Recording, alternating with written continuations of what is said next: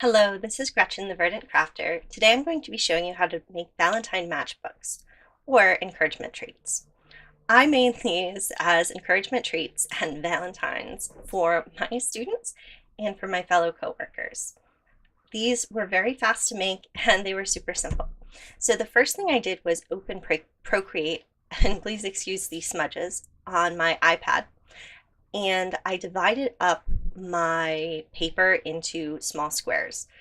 Each was 2 inches by 2 inches. I then drew different little images and sentiments and removed that grid that I'd made because it was one layer of my picture, sent it to my computer and printed it. I printed this a couple different times. You can see here are some of the final images.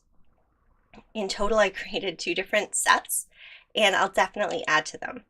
So these are incredibly cute. I printed them with a toner printer with the densest setting of color, and then I took them home and colored them with Copic markers. You could use any sort of alcohol or water-based marker. You could use colored pencil. My only concern is if you're foiling these, which is what I ended up doing with them, the wax in the oil in the colored pencil or the oil may sort of block the toner from getting to the foil. For all of these, I colored them first, then I cut them apart. I left about a 1/2 inch border on either side and a 1/4 of an inch on the top and the bottom. Then each square is 2 inches by 2 inches. So they were very easy to cut apart. I did have to take a little bit of care because a couple of the sentiments were right on the edge of the border, but all in all, it worked out well. You can see here that I have lots of different images. You're totally awesome. You are out of this world. You are unbelievable. You're gnome believable. You're pig news. You are riveting. I've taken a Viking to you. You are loverly. You are snow special. I believe in you. You are bunnyrific. You are roarsome. You are berry sweet. You are cherry sweet. You are fantastic. You are dynamite. You are really amazing. You are amazing. You are possum. I did not say you were perfect, although I meant to. I like you very much. You nailed it. I love your fungi. I had some at school because I was playing around with them and they fell into my book bag. So one day I had some students come in one of my classes. They were talking, so I just handed them each one of these small little squares, and they liked them. They were very cute. You're Gouda, you're a big dill, you're utterly adorable, you're super, you're sweet, I like you very much, you are very sweet. They're just all different, unique. Here you can see that I'm using a trimmer, a guillotine trimmer, to cut 1/2 inch. I will say you are roarsome. My lion and my Viking were both sort of a little bit bigger than they should have been, so I will end up going back and resizing some of my images and redrawing some of them. I'm not a big fan of my cherries, and I have a teddy bear, but the feet are too small. So these were very easy to draw, and you could totally do this for yourself. I have an iPad and Procreate, so I was able to do it and reproduce it. So I ended up printing on some Nina Solar White 80-pound cardstock a couple times. And here I'm showing you how to create my matchbox or matchbook. So I am cutting it at 5.5 inches. And then I'm going to score at, and you can see I've pulled out a bunch of Valentine's paper. This was actually an attempt to use up a bunch of the paper that I purchased when I first started card making and I never used.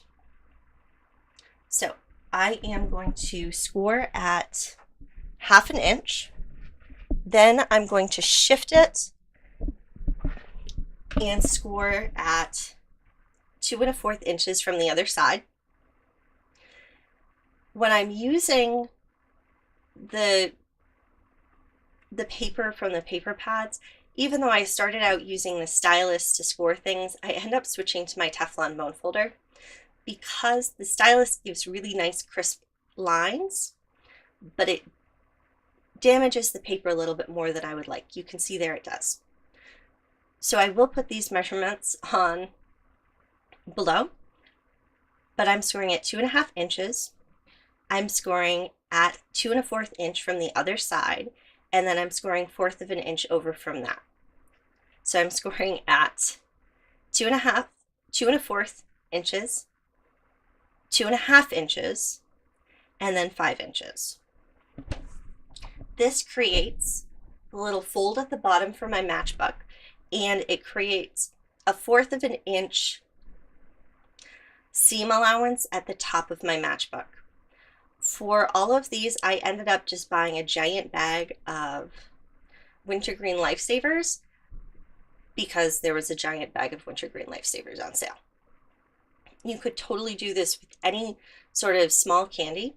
I thought it would be really cool to do it with something like Starburst. Any sort of mint or small hard candy would be great. It wouldn't be great with Smarties because, you know, that's a much longer package. I'm cutting each of these at 2 inches, and you're going to see that I get several from an 8.5 by 11 sheet of paper. And of course, I had some paper left over, which became part of my scrap pile. And from the pieces of patterned paper, I get 3 of them because the patterned paper pads are 6 inches by 6 inches. Here I'm using a little stapler to staple the bottom, and you can see you just slide that in. Here I'm showing you how I foiled all of my images. So I have a bunch of different Deco foil and Gina K Designs foil, and I just cut it into small pieces. Here I'd spent an entire day, sort of about 6 hours, foiling images previously, and I killed my laminator. So this was the first day that I was using the Royal Sovereign. I spent a while using it and getting used to it. That was, the black piece was pure toner on a piece of paper. I think it's from Deco Foil. And I'm just testing my laminator to make sure that it's good and hot and everything's working well. So each of these pieces of foil is about 2 inches by 2 inches. In some cases it's smaller because really in no case do I have a black line, so do I have a black image going from corner to corner.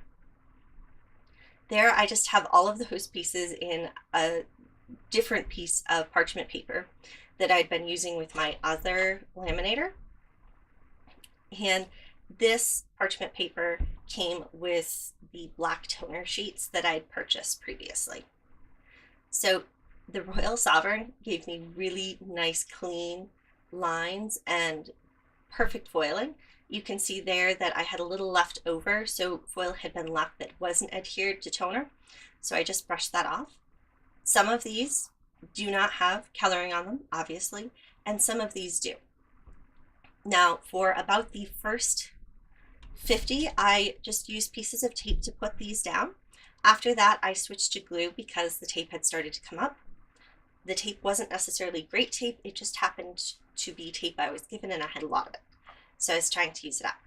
You will see that in some cases my images are bigger than my matchbook. So I go in with the scissors and trim off the excess later. I would sit and glue down about 50 of them at a time. Then I would come in with my stapler and staple the bottom. Then I would trim off any excess, and these are all kinds of ones that I colored. I'm trying to show you the foil. Then I would use a piece of double-sided tape on the inside of my matchbook to hold down one of the candies. I chose to use the double-sided tape because I had a lot of this. Someone was destashing and gave it to me. I had originally thought about using glue dots, but I don't have as many glue dots as I have double-sided tape. You can see there I'm showing you 2 ways to do it. So one way would be to staple it, and that would be a perfectly legitimate way to do it, and it works really well. The other way is to use a glue dot or some double-sided tape or mounting squares. These are just double-sided tape, really. I put it towards the top third, and I found that it held really well.